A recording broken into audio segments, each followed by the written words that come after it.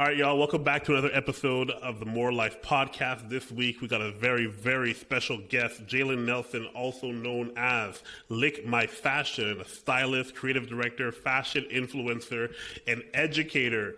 If you don't know who this man is, you need to know who he is. Don't worry, all the links and everything in the bio will be at the end in the description. Jalen, say what's up to the people, man. How you doing? Hey, everyone. What's going on? I'm so excited to be here today. Thank you for having me, Bart. I really appreciate this. I love podcasts, so I'm like really excited. Oh, good. This is going to be a great episode full of energy. Jalen always brings it 100%. Jalen, I know I just listed off all like the official things that you do. Yeah. But in your own words, what are some of the things that you do? What when you meet somebody, what do you tell them that you do? For the most part, I always say I'm a stylist first because I do love to like make people look nice. And then I say fashion influencer second because, yes, I'm a fashion influencer. I love to dress up. I like to look nice. I like to look clean. And I think that is my whole spiel. And then I recently got into like educating, which is actually super amazing, where I started to sell courses and ebooks on just like, the game of like Instagram and social media, because I feel like at one point I never had what's happening right now, right? So if I can teach other people the game and the knowledge to get them where they need to be, that's great. So that's pretty much what I do. I do a bunch of things, and I know a lot of people will say, oh, like, focus on one thing, but like, why focus on one thing when you can focus on all of your talents that God gave you? Yes. So, yes. Yeah. And you know what? A lot of people say that. That's true. But I always tell people being an entrepreneur is like a drug. Right. You can't, most people that are very successful don't just do one thing. They don't just do real estate. They don't just do, marketing. They do lots of different things. Right. Especially when you have natural giftings, which you obviously do. You present well. You're a great, I've seen your IG lives when you're doing your sessions and you're talking with people. So this is where we're going to dive right in, Of course. Talk to us a little bit about like your journey. When I recently started seeing more of your stuff on my feed, I just thought of, I don't even know if you remember this. I saw you outside of Burger King inside the mall in Bramley City Center, and you were like, yeah, I just got a really big check, and I think I'm going to quit my job soon, and I'm going to start doing this full time. That was like maybe three or maybe 4 years ago. So talk to us about your journey from like, okay, I'm just working a regular job to, I'm going to decide to take the jump and maybe become what everyone calls an influencer or maybe like a content creator where you're creating content, gaining attention, helping and leveraging that attention you have for brands. Talk to us about that. Yes. So pretty much, I've always been into fashion, as you know, Bart. I've always been into fashion. Yes. Like literally since the day you met me, going to church, I've always been into fashion. I think my whole spiel was I just wanted to make people feel inclusive, like people who are different or who feel like they don't, belong. I wanted them to feel like, like they did belong, because I felt like back then, right, people didn't really, they kind of had a judgmental mentality when it came to, guys in color and fashion and things like that. And people, it was just a very closed box. So I wanted to kind of open up that box when it came to fashion, because I just feel like, if you want to dress a certain way, if you want to look a certain way, like that's okay. You could do that. And I feel like you shouldn't have any judging factor to it. And if you do have a judging factor, like who cares? Just, own it. And be, as good as you can be when it comes to fashion and just clothing in general, right? So that was my whole spirit. I just wanted to make everyone feel comfortable in their own skin when it comes to dressing up and looking nice and things like that. And then it actually turned into me being a fashion influencer to like styling. So I realized I liked styling when I worked at Forever 21. I worked at Forever 21 as a visual merchandiser. I was there for about a couple years, and I just kind of studied the mannequins, styled the mannequins, make them look amazing. And I was like, oh my God, I think let's try to do this on people now, like real people. So I did that, and people loved it, and to the point where people, like customers, would come back every single time and like ask for me, and I thought that was super cool. And then from there I started like styling, and then it just kind of took off for me. However, like even though I was like styling and things were taking off, I was still working a job up until last year. So like last year, June 4th of 2020, I quit my job full time, like fully. And then I decided to say, yo, we're going to like actually take this now and like we're gonna push and we're gonna do this full time. So I've been an entrepreneur for almost a year. Like we're approaching 1 year and we're about to be like I'm a full-time entrepreneur, right? So I think in that aspect, I feel like along the journey, like it was tough. Like obviously, like, you know, imagine like working at a job for like 10 whole years and like you want to quit your job and you want to do these things, but like mentally I just wasn't ready and I knew I wasn't ready. Right. So it just became a factor of like, you know, I just knew that I was going to end up being an entrepreneur anyway, because I just felt like every time I went to these jobs, I was just feeling like depressed or like I wasn't myself, or I would find myself getting a job, being excited about it, then quitting, getting another job, being excited about it, then quitting, because it wasn't about me getting a job. It was about me keeping the job. Like, so for me, it was like, I would just quit, right? Because I knew that this wasn't my journey. This wasn't my vision. So, in 2019, that's when I lost my car, my first one. It broke down, and that's when I said, okay, Jalen, that's it. Like, enough is enough. 2020, like, you're going to be an entrepreneur. Like, that's what I said. I manifested it, and I worked extremely hard, and I said, you're going to be an entrepreneur. You're going to get this new car, and you're going to just kill it. Like, that's what you're going to do. Like, we've been killing it, but like, no, we're going to actually like kill it now. Like, we're going to be consistent in our craft. We're going to just work extremely hard, whether it's sacrifice, you know, nights, days, whatever. We're going to work hard to be that entrepreneur. We're going to work hard to just scale. So, 2020 came and pretty much the pandemic happened, right? So the pandemic happened and I was supposed to style for the Juno Awards, and the Juno Awards got shut down because of COVID. So I thought to myself, oh my gosh, like here I am ready to like kill it, and now the pandemic's here. So I was like, okay, you know what, Jalen, let's not even get in our head. You know, we can craft for a couple of days, but we gonna do something. We're gonna do something. We gonna be all right.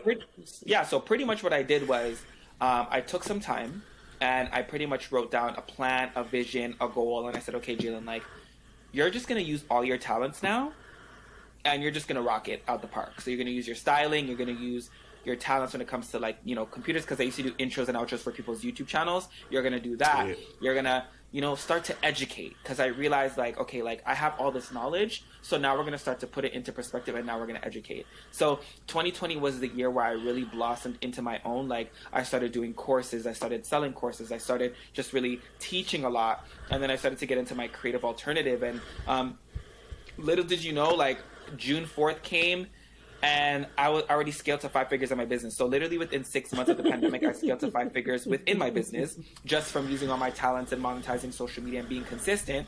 And then I was like, okay, Jalen, like, I think it's time to quit. That's when I made the decision, and I said, it's time to quit now. I think you're good. And, you know, in the back of your head, you're like, oh my gosh, like, this 9 to 5, like I've been at a 9 to 5 for so long, like it's the security for me, XYZ, we see all these things. But the real thing is that I understood is that like, Jalen, like you are your own security. That's what I had to realize. Like, you're your own security, you're your own bag, like you're your own income. So let's just make it happen. And the thing about me is like, when I say I'm going to do something, like I'm just doing it. And like, I don't have any fear, and I just like to take risks. So for me, like being an entrepreneur is all about taking risks, like literally all about taking risks. And last year I said, I'm just going to quit. And I was like, listen, I'm about to buy this new car. I don't know how I'm going to do it. I don't know how I'm going to do what I need to do, but we're going to do it. So within me quitting, so right after I quit, I kid you not, I literally nearly tripled my income again. And then I bought my full car cash, literally bought my car cash, paid for the insurance for the year, all of that. And I was just like, I love it.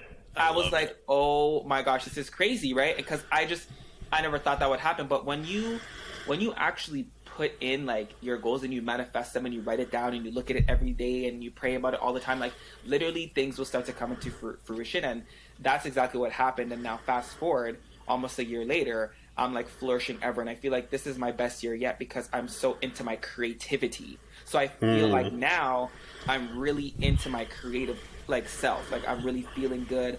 All my videos are going viral. Big blog pages are posting them. So it's like now we're at a place of like, okay, like now Jalen, we're really killing it now.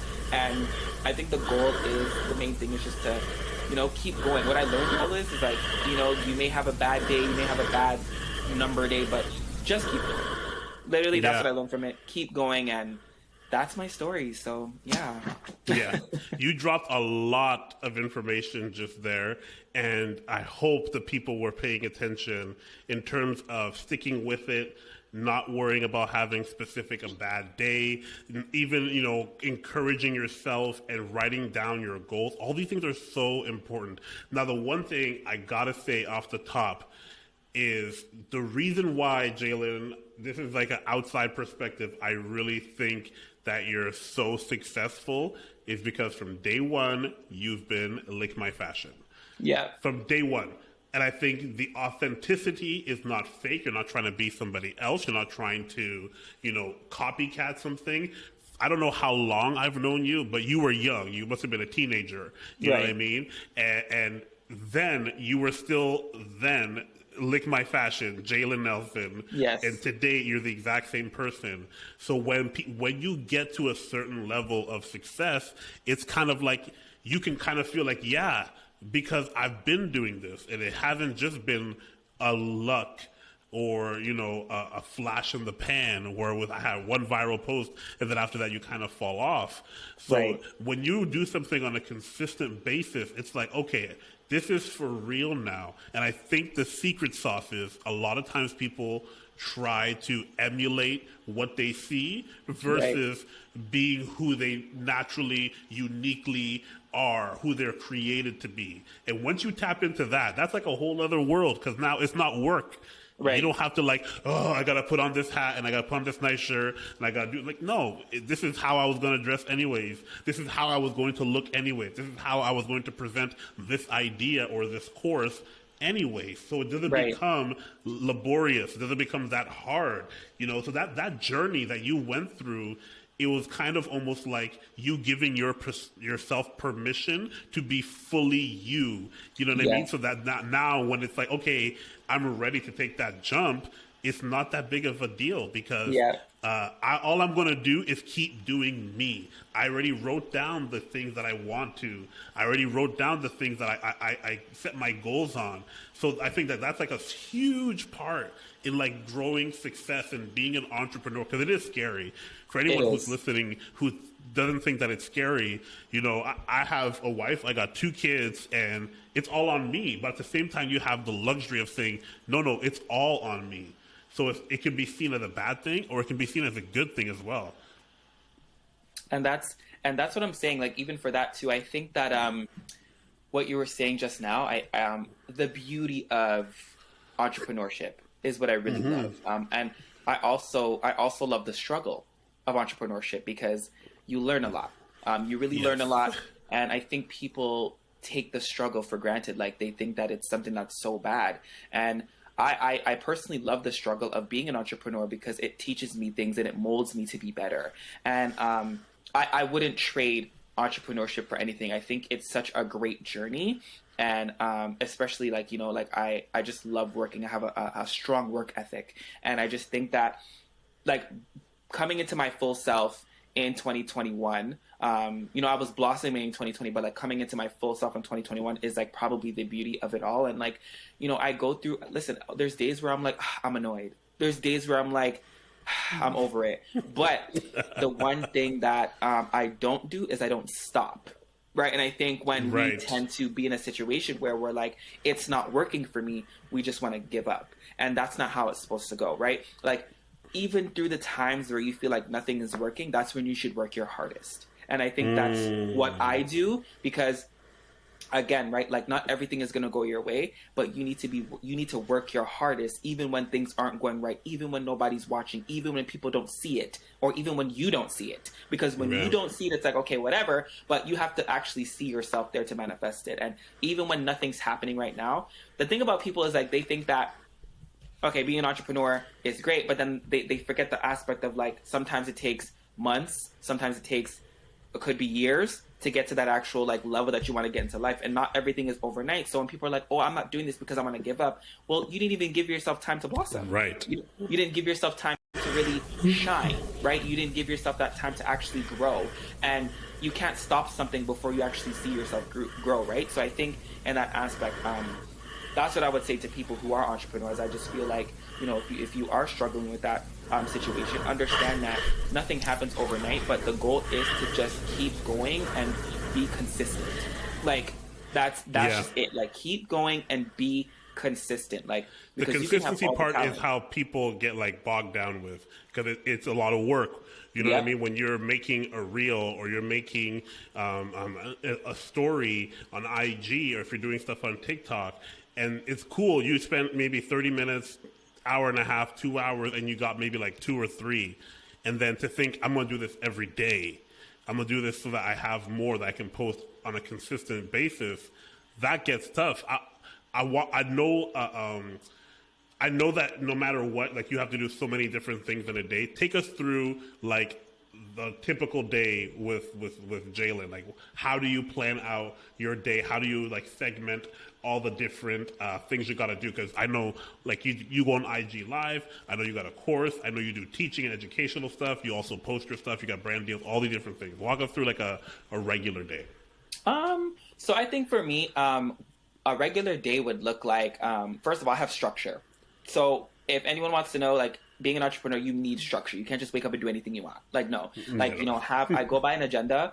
That agenda has everything in there. Like even today, like it says, at 6 o'clock, I'm going to be on a podcast with Bart. Like I have everything planned out, right? Like, and I think that's how I'm able to get things done, because I structure myself and I give myself time frames. So for instance, like, in the morning, get up, first thing you got to do, Jalen, you do your devotion, you do that for like, 35 to 40 minutes. And then the next thing you got to do is you got to, answer your emails with your assistant. Then the next thing you got to do is you got to, just anything that's scheduled for the day. I just have structure and time frames. And then also too, like when I'm doing my videos, I have when I do like my videos and my content, that's just a full day within itself, because that takes up a lot of time. So it's a full day within itself. So it's literally get up, eat breakfast, have your devotions, go do content, done. Like that's your day, because it's a really creating content, especially as an entrepreneur, it is a lot of work, and you do get tired after. Like yesterday, I created 4 videos yesterday. I came home and I just went right to bed because it's exhausting, right? But that's pretty much how my day works. My day usually goes around structure, and I feel like I end off the day with either like quotes, or like I just go and like do some research, or like there's books that I read on like, how to manifest this, or, how to scale to the next level in your business. I'm always reading something on business. I'm always reading something on like, how to make 5 figures, or how to do this or how to do that. I think the number one thing is even throughout my day, I'm still a student.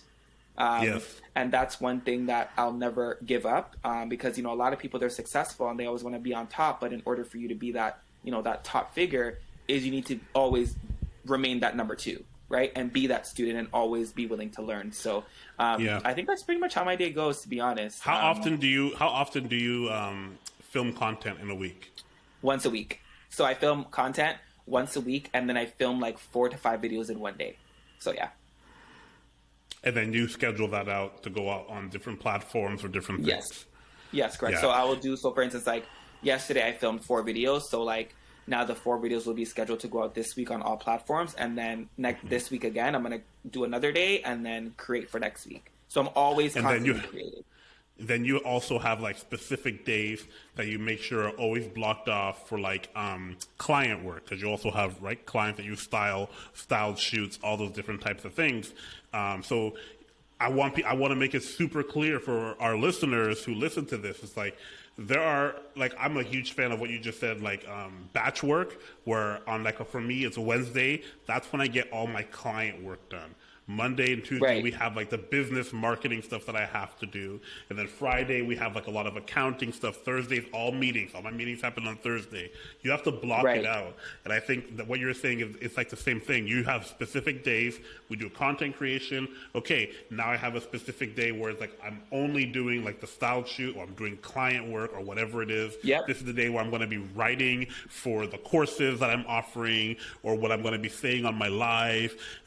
I think people think, like you said, they assume when you're an entrepreneur, that's the ultimate luxury of freedom of time. But with that freedom, there is so much more responsibility. And that's why successful people still structure their time. I heard somebody, I forget who it was. It was on TikTok. I don't know who it was, but they're getting to $1 million is very, very hard. But people who become successful to become a millionaire, it's not about what they do to become a millionaire. It's all about who they have to become a millionaire. And Yep. those principles, the way you set your mind, that's how you become successful. It's not about if you have the best whatever. You can have the best whatever, but if you're not disciplined, or if you're not like doing the things you're supposed to be doing, you're not becoming the person who you are. It's like millionaire is a person type. It's not a product. You know, a person Yep. who's a millionaire is somebody who's disciplined, who is able to scale their business to that place. And a lot of people Yep. think it's just like, I'm only going to jump into it and I'm going to, do X, Y, and Z and have investments and I'll just become a millionaire. And they forget some of the discipline things that, it takes to get to where they need to be. Like we talked a little bit about, you having clients, you having style shoots, and stuff like that, like where you're styling clients, I didn't even know this, you were scheduled to style somebody at the Junos. How do you get clients, right? Like I know many people want to know, how do I find clients? How do I find a brand deal? Or how do I position myself to be ready to get a brand deal? Yes. So the first things first is I get a lot of questions about that, like, how to build your clientele and things like that. The first things first is if you don't have any clientele, like nobody's going to buy from you. So let's just start there. So if you don't have clientele or if you don't have proof that people are coming to you, buying your services or buying your products, nobody's going to come to you because a lot of people go by word of mouth. A lot of people go by what they see. A lot of people go by testimonials, right? So here's the thing. Okay, I always tell people, which is why I always have an issue with certain people when they're like, oh, like I don't want to post on social media or I don't want to post at all. The problem with you not posting is you don't have any content and that's not going to build your business. So I always tell people, like, in order for you to see clients or even touch a client first, you need to build your content first. Like that's number one. So getting into the studio, whatever it is that you're selling, whether you're selling a product, whether you're selling a service or whatever it is that you're selling, you need to make sure you're creating content constantly, like to the point where your page is stacked so you look credible. And people are not going to go on a page or Instagram page or whatever and you have one post and they're going to buy from you. Like it seems like you're amateur. That's what it looks like, because they're going to look at you and be like, oh, well, you only have one post, so why am I going to come to you, right? So I tell people all the time, creating content around the products that you're selling or creating content around what you have to offer is key, is number one first. You need to be able to build that and stack that. And if people are wondering, well, how do I do that? I always give them the two strategy. I call it the 2-method strategy. So I say freebies, right? So get two people that you know that are willing to just play dress up or willing to just try your products or willing to just do whatever it is when it comes to your product, right? And have them constantly post on their page and you post those clients constantly on your page and you grab testimonials from them. That way you have stacked content from people that you're not charging, so that you can use those people that you're not charging to get other clients that you can charge, right? So I think in that aspect, I want people to understand that you need to be able to post consistently. You need to be able to have something that people can look at you and be credible for, because now it's going to be at a situation where people are going to be like, they have all this content on their page. They seem credible. Let me just reach out, because honestly, they have all this content and they know exactly what they're talking about. But if you don't know what you're talking about and you don't know how to solve a problem and you don't know how to be a problem solver at all, people are not going to purchase from you. So I think the first best bet is to create as much content as you can. Create so much content and have your little freebies that you go to. Because when I started styling, I was broke. I didn't have no money. I didn't have no money. I didn't have no money to go get clothes and return them. So what I did was I used my entire family and I said, Mama, I'm gonna go in your closet. Daddy, I'm gonna go in your closet. Sister, I'm gonna go in your closet. And that's how I pretty much, you got to work with what you have. So that's how I started. And I think that's the best way to, and nothing comes without consistency. So I think that's the best way to like start getting your clients, at the top tier level. So yeah. 100%. Like you got to be willing to have something to show someone. And I think there's so many people I've seen on YouTube who do this, where they're like, hey, I just literally go out with my camera and I take pictures of people and then I show other people of what I've done just for free on the streets. And would you like me to take your headshot or maybe a lifestyle shoot of you? And photographers and videographers do this. There's this one guy, I think it's Daniel Sheffer, and he went into like a restaurant, like a boba shop, and he just videotaped them making the boba, the tea, and then he went to like, that was for free, but then he used that and went to like every other bubble tea shop and just showed them what he made on his iPad, and they're like, "Oh yeah, I'll pay you $500 for that if you make that for me." And it's like, see, you show them what you can do, and if you don't have the clientele, offer it for free for first, offer some type of service, and then you'll be able to gain those clients. That's how you grow from something to something else. And the biggest thing that you said there, Jalen, was the testimonials.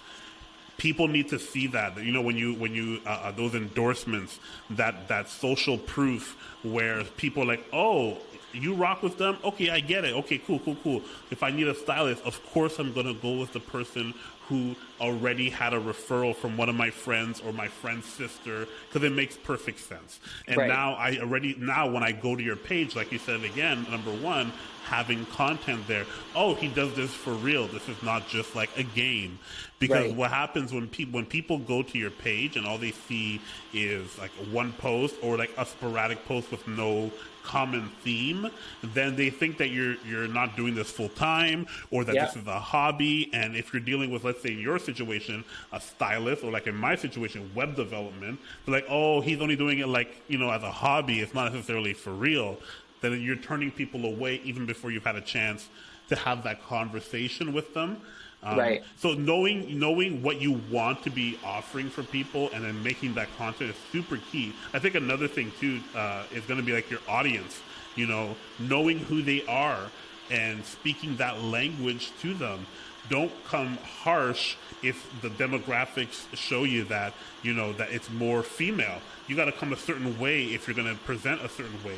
You have to, if you have a certain type of product, you have to understand who that audience is and cater all of the content specifically to that audience. Because truthfully, Jalen, if I look at all of your stuff on your IG, I'm just like, oh my, I don't get it. I'm a fan because I know who you are, but the people that follow you, they're the ones who are like, I'm never gonna buy that. You know, if I wanted to dress how FedEx or UPS or DHL, I see all these different. I'm just like, I don't get. But the people who love it are the people, because they're the ones who you're really serving. They're the ones who are like, oh, I see the value in what he's doing, and if he can think creatively in this way, he's also the person that I want who's going to style me for this event and for that event and for this event. It makes perfect sense. But I think people got to open up their eyes a little bit and kind of say, okay, who am I serving? Who is the audience? Correct. Like, tell us about, because I'm sure you know a little bit about your audience. Who are the target people you're trying to go after when you are posting your content on social media? So for me, I'm always trying to target people who are A, into fashion, of course, and B, women. Women, I have a big platform when it comes to women. I think it's just like my personality and how I am. Like, I'm very bubbly, I'm very open, and like guys are like that, but some guys are not really like that. So girls just really cling to guys who just have that bubbly, fun, charismatic personality. So I cater to that in a lot of ways. And also, too, I just cater to the people who love it. Like, I know that these, a lot of people, they really just love, like, you know, when I do the inspired outfits and, you know, and also, too, I always try to target people who, I guess you could say, in a sense, are lost within, like, their business or just within themselves, because I feel like there's so many people who have told me, like, oh my gosh, like, you know, because I started watching your lives, like, I feel better now, I feel good. I'm just trying to get to a place where, you know, people are gonna kill it when it comes to their business, right? So those are the people that I target a lot, and it's like I know my target audience, which is why I feed them what I feed them, and then they just love it. So I think in that aspect, it's very important, like you said, to know your target audience and to know what you're representing, so that, you know, they can consistently come back and they know, like, okay, you're feeding them that knowledge. And another thing that I do too, which is actually interesting, that some entrepreneurs can follow, is I actually go through my follower list. So what I do is I will click on my Instagram, like, followers, and I'll just go through and I'll just kind of browse, and I'll be like, oh, okay, this person's into fashion.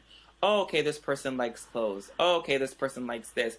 And from there, like, if I keep scrolling and I get, like, a majority of something, I'll now make a post, or I'll now make content relating to what the followers love. And that's one thing I always do, and I think it's a big factor to just take one day to just go through your Instagram following and see what the people enjoy and why and what they're up to. Do they have kids? Do they have whatever? Because in some way, you're going to create content that's going to be related to them, and they're going to be like, wow, and that creates more engagement. So I think that's something that I always do as well. And yeah, like don't be shy to go through your followers and see what they like or what they love. That's 100%.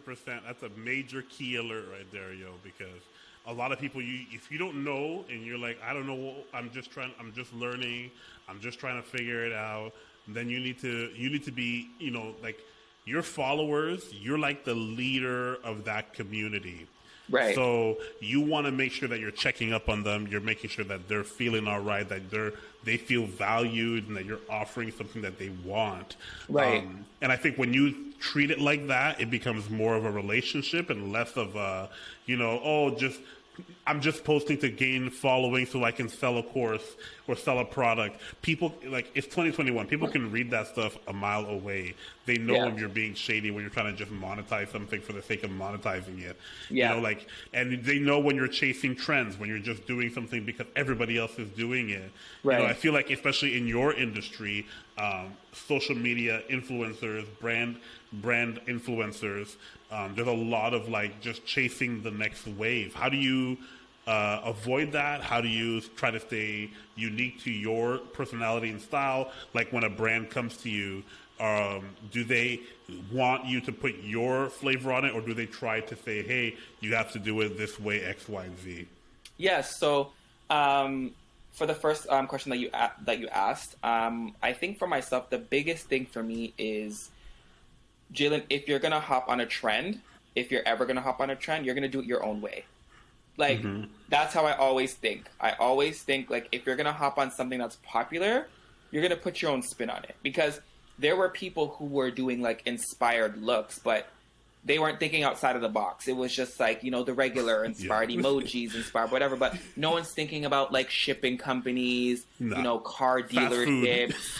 Fast food, like no one's thinking about those things. So, right, like no one's thinking about those things. So if I do something, like I think like beyond like the actual concept itself, and that's how I remain different. Because even though that concept video is something that is trending, people are gonna still look at me and be like, oh yeah, no, he's creative, because it's still my own twist on the actual trending topic, right? So that's how I kind of keep that going on, and like I'll just come up with ideas on my own. Like I'll just kind of brainstorm and things like that, and also to like. For brands, it's either a hit or miss. So if some brands come to me and they're like, oh my gosh, I would love for you to create a reel for me or a video for me, but we want it like this. So when you're telling me you want me to create something, but we want it like this, I kind of step back, because it's kind of like you're trying to control the factor. Like you reached out to me, so let me have some type, like I get in terms of like the whole contract and guidelines. Some people just can't go over the guidelines when it comes to a contract. That's totally fine. But if you're telling me you want me to be creative, and then in the same breath you're saying, okay, well, you can't do this, it's like... Especially when you see my portfolio, you see my page, like, what I do. Right, so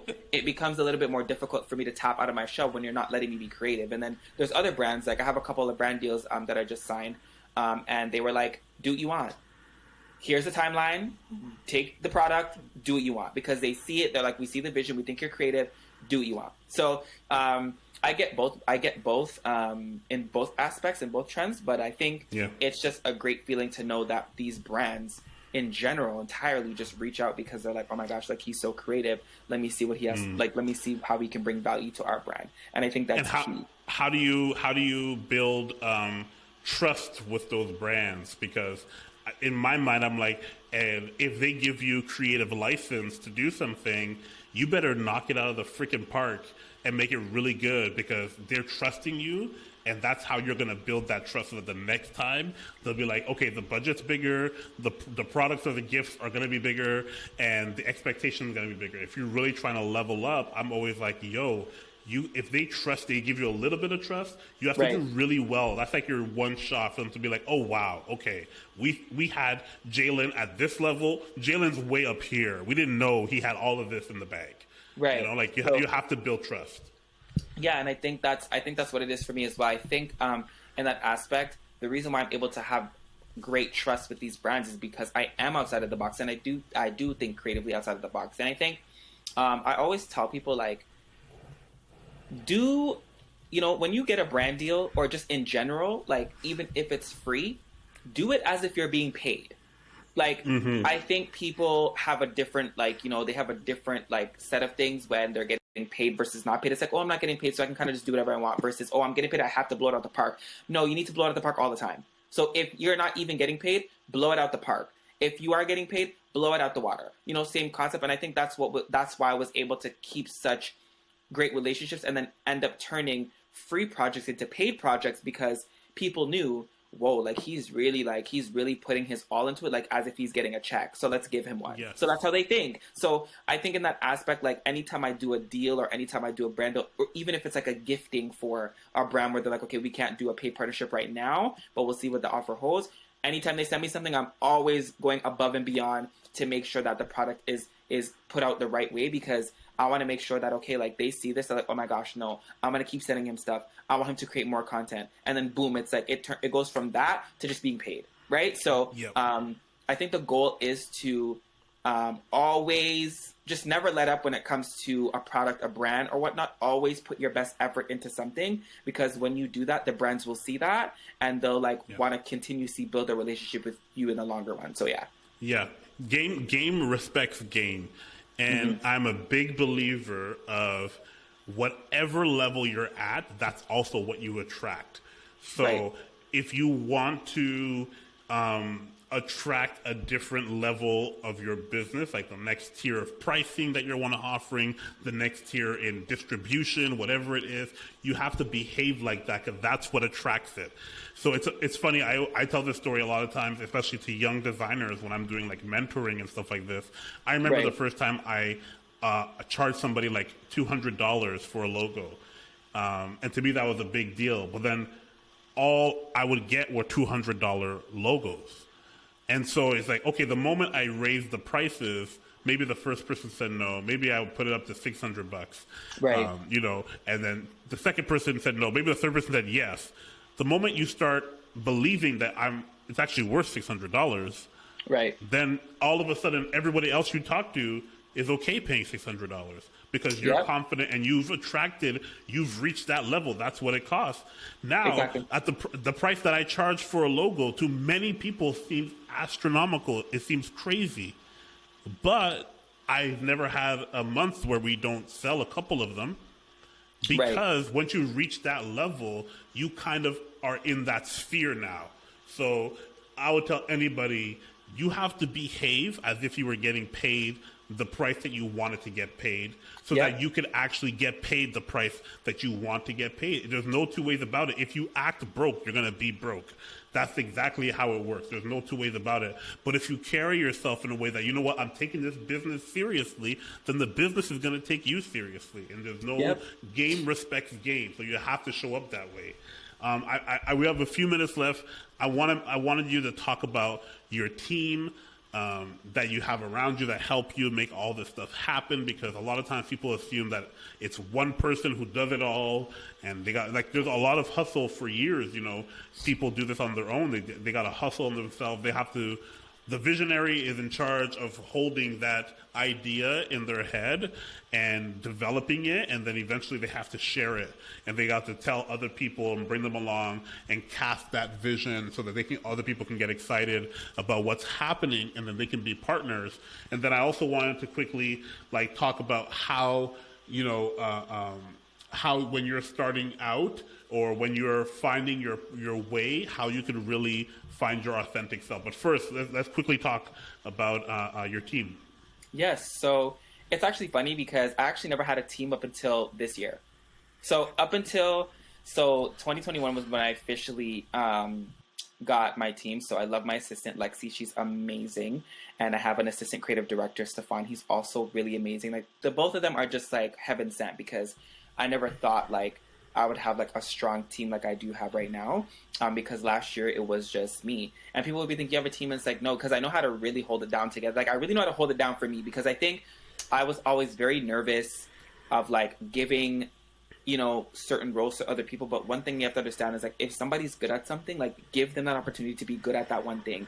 Give people things to be, you know, to do and be good at, and perfect their roles and play their roles. And, you know, answering emails was just something that I just couldn't do anymore because I was just getting too many of them, right? I got to do some other stuff. So, you know, and then I hired Lexi, and then Stefan came on board, and I think it's just been a blessing because a team really does bring you to the next level. And I think when you have a team that, like helps you do courses and helps you do these things and whatever, like it just really does bring you to the next level. I feel like the real way to scale and be a millionaire is definitely to have a team as well. Like you need to have people around you that also scale you. So yes, it's us, but when you have that team, you're going to scale to figures that you haven't seen before, because now you're getting that extra help to push you to the next level. So now you can focus on this while your team is doing this. So 100%. The team has been great.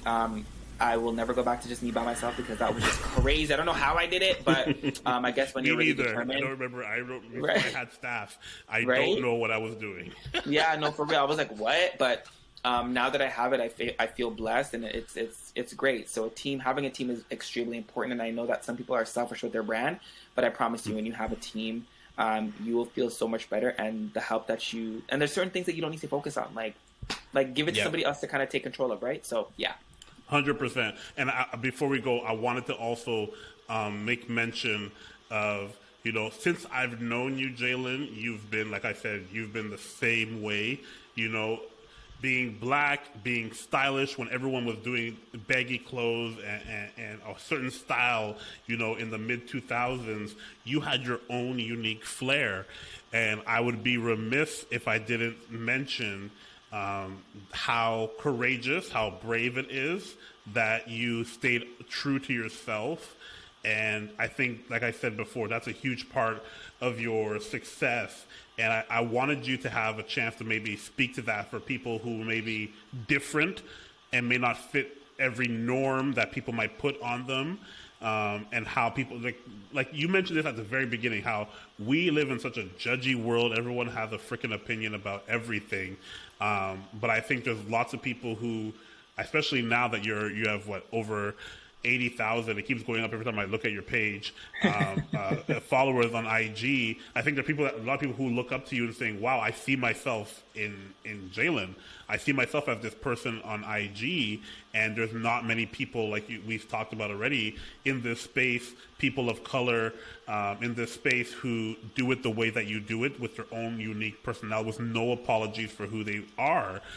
So yeah, I want to give you a second, maybe talk to people that may be looking at you saying, wow, I didn't know I could be a stylist. I didn't know that was a job for me as a young black kid.